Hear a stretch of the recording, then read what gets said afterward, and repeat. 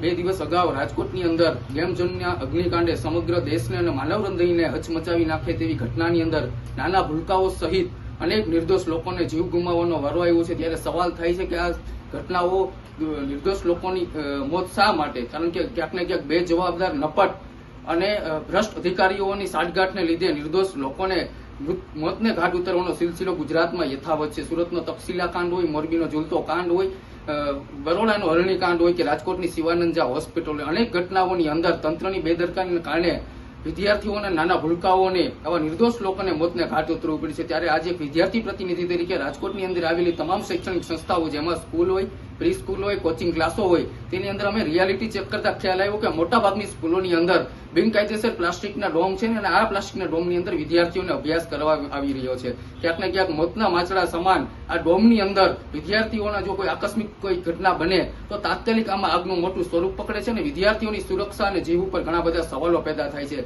ત્યારે જિલ્લા શિક્ષણ અધિકારી અને જિલ્લા વહીવટી તંત્ર ઉપર સવાલ પેદા થાય છે કે તમે જ્યારે ઘોડા છૂટી જાય પછી તમે તબેલે તાળા બાંધવા જાવ, તેમ ગઈકાલે જ તમે પરિપત્ર કરીને તમામ માહિતી મંગાવી છે।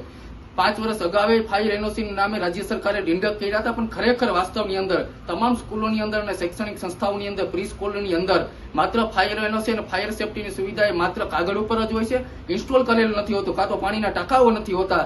ત્યારે અમે જિલ્લા શિક્ષણ અધિકારીના તમામ માહિતી અને મીડિયા સમક્ષ આ માહિતી જાહેર કરી છે અને સ્કૂલોના નામે જાહેર કર્યા છે।